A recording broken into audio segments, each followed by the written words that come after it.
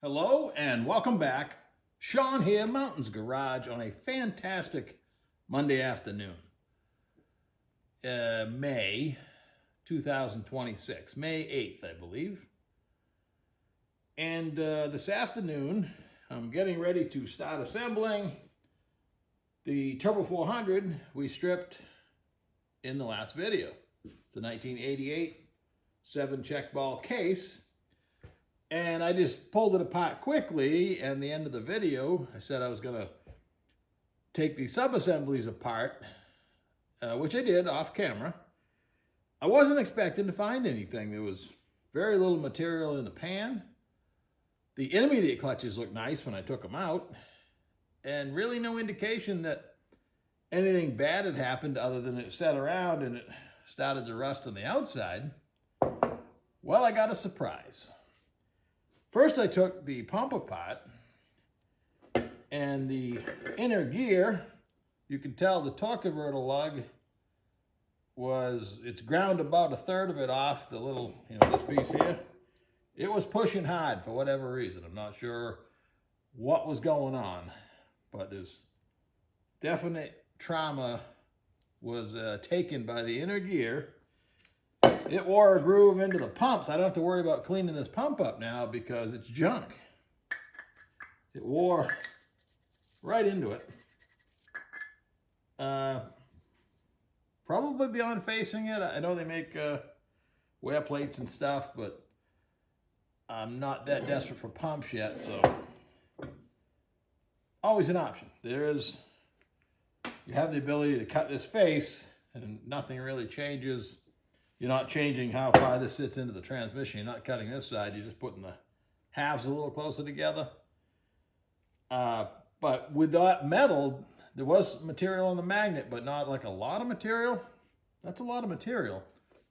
But I flipped it over, and the pressure regulator was stuck. It has a purple spring. I got to figure out what pound opening that would be. But the pressure regulator was stuck in a high pressure position, and I messed around with a screwdriver and I got it to pop back. The bore's not forever ruined, but it doesn't take a lot of material to stick the regulator. This is where I'm speculating, probably because of that. In the forward and the direct drum, it broke the little wave plate that sits in the bottom by the less desirable aluminum piston. These are prone to breaking anyway, but I assume you got the pressure cranked up because the clutches were starting to burn. So whenever this took place, they continued to drive it, whoever they are. And I'm not sure how or they ever even knew they had a problem. It must have been harsh. You see the clutches were hanging in there, but they're all spotted and starting to turn, the bad colors. So that's what I found. I'm taking most of the 375 parts. In a nutshell, between the two transmissions, I'm going to be able to build one, I think, at least at this point, because today it's starting to go back together. And trust me, it's going to go back together even if those two transmissions don't yield enough parts. It has to go together. So that's what's next. But this video is going to be pretty short, going to finish out, but how and why I got to the point of doing the restorations on these transmissions instead of just painting them afterwards. So hang on, let me move a few props here. Okay, when I worked at the transmission shops, a case would go through the parts washer, very similar to the parts washer I have, and it would come out fairly clean. Of course, back then, these transmissions weren't that old, the ones we were working on. They were considered modern vehicles, semi-modern. They're not 40 years in the future here, and they've had more time to accumulate the crud. But it would get a wash job. It would get bolted back together with all the original bolts that were rusty and everything else, because they're raw metal when the GM assembled the transmission, or any brand. And they just turn rusty color, and that's the way it is. And that was a rebuilt transmission. It was somewhat clean, And of course it was, you know, new seals and O-rings, etc., but that's what you got. And for the most part, that is the industry standard.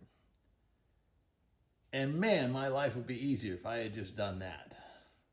My friends that have transmission shops, they're not spending the time to paint each piece individually, make sure it's spotlessly clean on the cosmetic side. But one day I decided to do that, and I've never gone back. One of these days I just want to rebuild one the old way. But here I am. I say it doesn't take that much longer. It does. It just does. So Saturday afternoon, this case was still sitting in the holster, and it still had, in some places, a ½ inch of crud on it. Other places were clean from the rain or whatever tormented the transmission while it was out of the vehicle. And I've said it before, but I'm just going to restate that if I throw it in the parts washer like that, the parts washer won't get it clean. But if it was to remove all that dirt goes to the bottom of the parts washer, and guess who has to clean it out then? And I can tell you from experience, it's a lot easier to stand here and scrape it over a trash can than it is to lean into that machine where it's dark and gooey and dig it out that way. So that has to happen still, because you don't get it all. And I just went through that process, put new soap in it, and the machine is at the ultimate of cleaning right now. You know, I'm always surprised when I open the door like on this thing, and it looked really good after about an hour. I'm still experimenting with my soap concentration, but I got a different brand. But all in all, I'm pretty happy. The one thing I was not happy with, the other soap must have had some kind of anti-rusting agent, and the current soap I have, which I believe is manufactured or sold by ZEP, Z-E-P, if you leave the soapy liquid on metal, it's going to rust. So I got spoiled by other stuff. You could just take the stuff out and let it air dry. And this stuff, you got to kind of be careful. So now it's out of the machine, and believe it or not, it still needs some miscellaneous scraping. And I typically blow an entire can of brake clean on it. One, trying to get the water and everything off it while it's still hot. Probably breathing this hot is not a good idea. There's a lot of air in the shop, but still, you could definitely smell when I've cleaned a hot transmission. So, you know, proper ventilation should be required. And you have to take the old pocket screwdriver and dig around in a few more nooks and crannies that didn't get clean in the parts washer. So now the case is relatively clean. It's dry. I've blown it off, blown out all the passages. At some point, you have to say that's as clean as it's going to get. Now I want to paint it. Now, again, if I just assembled it and hose the paint on the outside, you can do that. There's ways to get around it. I mean, this is an old trick. You put this over. You've already put the seals in and everything. You hold the whatever end you want to use, and you spray paint around it. You know, you cover the pump with it. It's a red Solo cup, if you can't tell. And it doesn't hurt a thing. You get paint all over everything. That is, again, the industry standard, if you get paint at all. If you want to go the next step, which I found myself doing, and I can't take the time to tape everything off every time, so I made a few cheap pieces. This was just a piece of aluminum that now has about 7,500 coats of paint on it. But this is for when I refurbish this tail housing.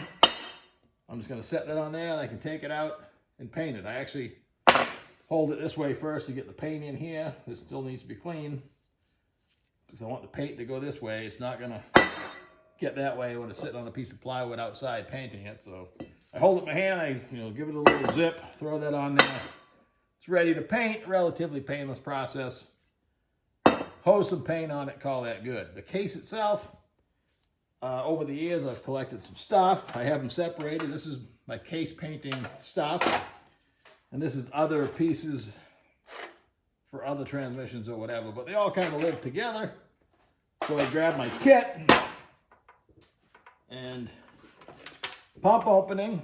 This is a piece of cardboard once again with as many, well, more coats of paint than that has even. Well, probably similar, who knows, but it's got to the point it's the perfect size. At first it used to kind of fall out, but if you're really careful, I do this first when I get my finger in there and make sure it's flat. And that's it, it's gonna stay. Watch it fall out when I move it. Take everything out of the pan, that's pretty obvious. 2 pan bolts. And we stick it on it. This is a shallow pan that somebody drove a hole in to drain it. I've ran the thread chaser through all my bolt holes. You can see how easy the bolts go in. I don't like to get to the point of assembly and realize my threads are messed up. So I take the time to run a thread chaser in every hole. Again, not the industry standard. And while we're talking about the industry standard, while your vehicle's under warranty and it goes back to the dealer and they determine the direct clutch is burnt, they're going to replace the direct clutch and put it back together with whatever 2 or 3 gaskets required. That's it. You do not get your transmission rebuilt at the dealer. Period. They either put a whole unit in it or they repair the one piece that went wrong inside it. And that is also the industry standard. So the tail housing. My poor tail housing piece starting to look pretty rough. Got a few ears missing, but it still does a good job. I picked the 2 holes that make me happy. Maybe over here. Just got to keep the paint out. Speedo, once again, you can no longer tell what series is 4 numbers cast into it. Maybe 36, 37, 38, 39. That's the number of teeth this will run on. You can't tell with this one anymore, but because I'm that way, I still have to line it up like I'm going to put a clamp on it. So that's what I do.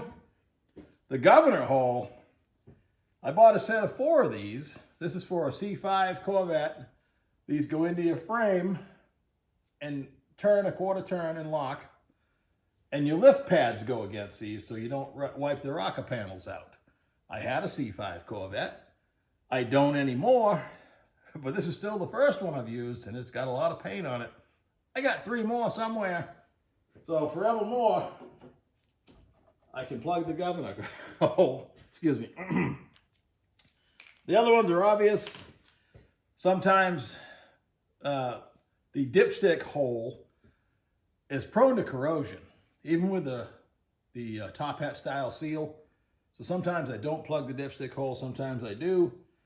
Same goes for the modulator hole, the linkage seal hole. More often than not lately, I'm careful with the paint. I don't hose it right into the modulator bore because I don't want the valve to stick.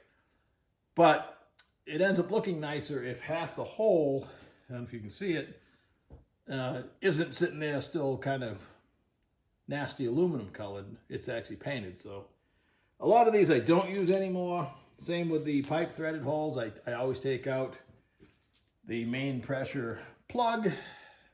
And I don't know if I told you this story. I did a transmission for my friend's truck like a month ago. And I was waiting for the special seal for the 475 roller bearing tail house. And it showed up on a Saturday. I was excited. He was in the area. I put the tail housing all back on it. Gave him the transmission. He was coming right by on the way home anyway. I never put the plug in it. It's usually the last thing I do. I'll never forget it again because when he called me, he's a plumber, and he says, hey, there's an 1/8 inch pipe hole. It just pissed out about 4/4 of my floor. I'm like, I should probably quit now. That should have been the day I retired. Shawnee made a mistake, but that's okay. Trust me, I've made plenty. If you don't learn from them, though, that's the mistake.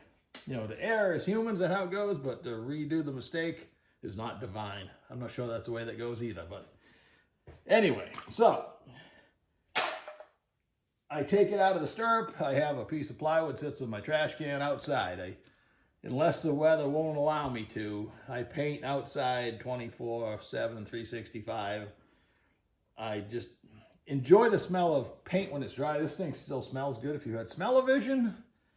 But again, long-term exposure, not good for you. It takes almost a full can of paint. If I'm lucky, I'll still be able to do the tail housing, the front pump cover, the governor cover, the speedo clamp, the modulator clamp. They still all need to be wire wheeled or whatever's going to happen to make it look like new, and then paint it. So, and of course,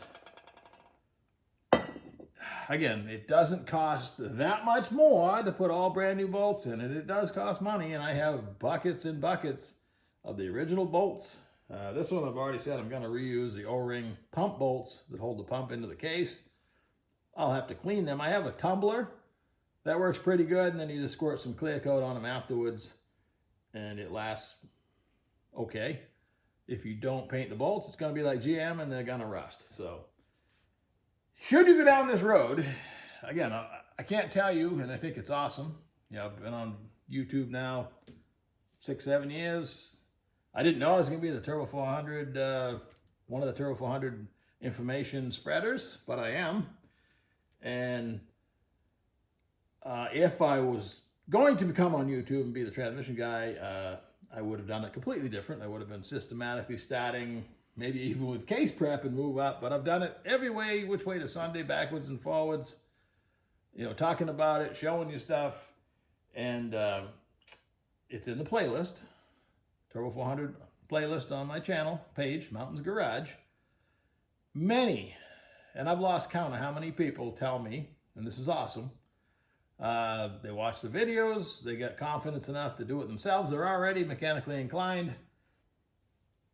It is only intimidating until you do it, and when you actually do it, and you put oil in it, and you drive it, it works, that's a great day. So they did that. And then maybe they did another one for themselves, maybe one for the buddy. I've actually lost track of people that said, hey, I quit my job and I do it for a living now. Go out of my shop or whatever. And that's not so bad. If you can make that work, you got enough work to do, and there's a lot of work out there. I mean, I'm only doing antique transmissions and pretty much only Turbo 400s and the occasional Power Glide. I'm at the point I don't even want to do a TH400 anymore. But if you want to do modern stuff, which, you know, once you learn the ins and outs of whatever model you're working on, it's all the same process. You know, I always say the same thing. Doesn't matter what you're fixing. If you can fix a carburetor, if you can rebuild an engine, you can do a transmission. It's like rear end stuff. It's a different nuance. You need to have some different tools and some different skills, but you can learn that, and you can take it apart and put it together. I got a great piece of advice when I was 15-ish. There was one guy who worked at the shop I was at, and even though the shop was, you know, the original tranny shop I worked in was not, shall we say, picked up or clean, but his area was. And he said there's nothing more important. The jobs come and go. I've said this before. The jobs come and go. Your work area stays. And he was talking about his bench and his tools. And he was way more efficient. He was all about that.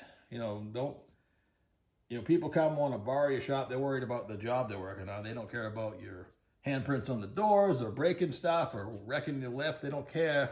They only care about the job. You should care about your environment and your tools.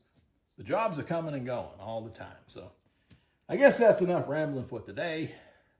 Sure is a nice one today. It's going to get more humid as the week goes on, and then rain. So I went out and harvested some marketplace small block Chevy engine parts today. So maybe we'll talk about that next time. Take her easy. Bye-bye.